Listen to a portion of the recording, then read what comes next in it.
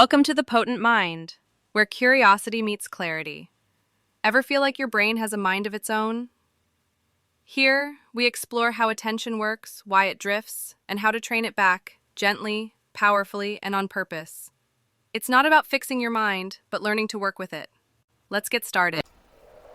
Be practical, as well as generous in your ideals.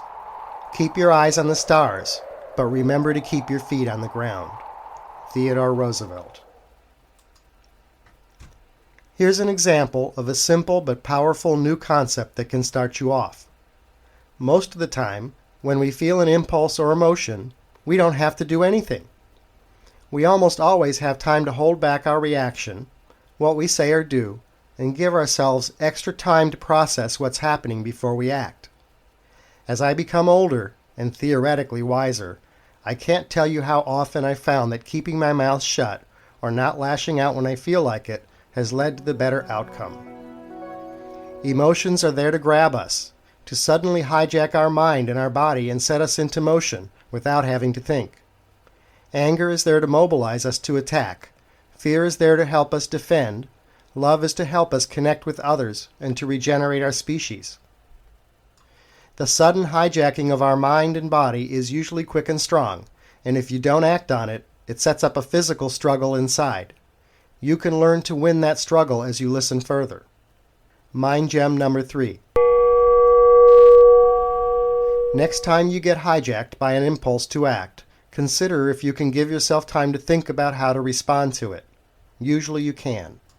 An impulse can suddenly try to yank us out of the pilot's seat. It's like an alarm. Sometimes it's the real thing, but it may also be a false alarm, and reacting without thinking can be disastrous. Emotions can be sudden, but they can also build, and we can find ourselves being swallowed up by them before we realize it. We may not even be aware that we've left the pilot's seat. We can get lost in our emotional mind. Mindfulness will teach you to find the driver's seat and stay in it. If you hear alarms, strong emotions, and think you have to act immediately, gem number 3 reminds you to process what's going on before acting.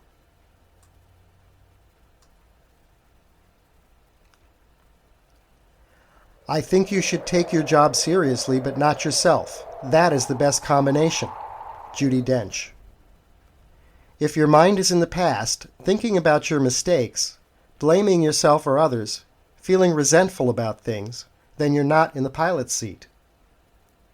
If you're worrying about tomorrow, then you're not in the pilot's seat. If you're judging yourself, wondering if you're good enough for the job, then you are not in the pilot's seat. When you notice yourself slipping out of the pilot's seat, simply remind yourself to get back in. One way to do that is to remind yourself to be present, take a slow, deep breath, focus on your chest, on the physical sensations of the air going in, and then as you exhale, focusing your attention on the sensations of the air coming out. This brings you physically and mentally into the present from wherever you are. Each time you notice yourself leaving the pilot's seat and nudge yourself back in, you're practicing mindfulness.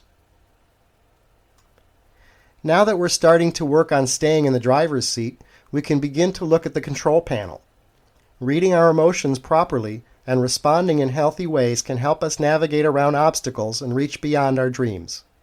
Trick is, we can't always trust the instruments. Sometimes when an alarm goes off, it's a false alarm. Doing something drastic might get us in trouble. That is how it is with our feelings and impulses.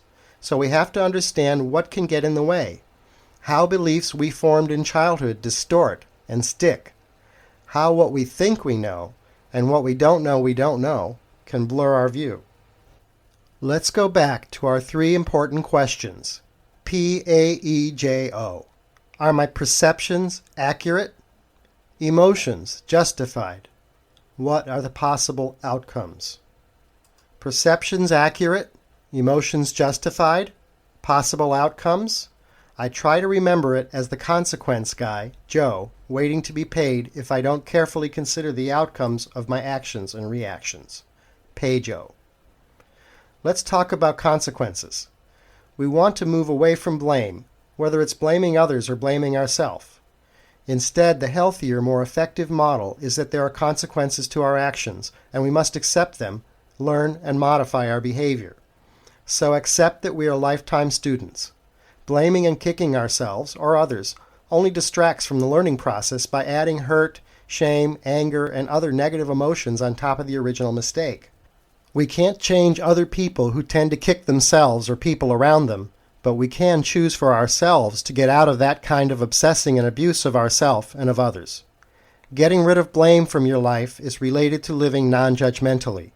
You'll see that this is also the key to dealing with self-esteem problems. Mind gem number 4. Blame is a distraction. And 4A, make a mistake, make a correction.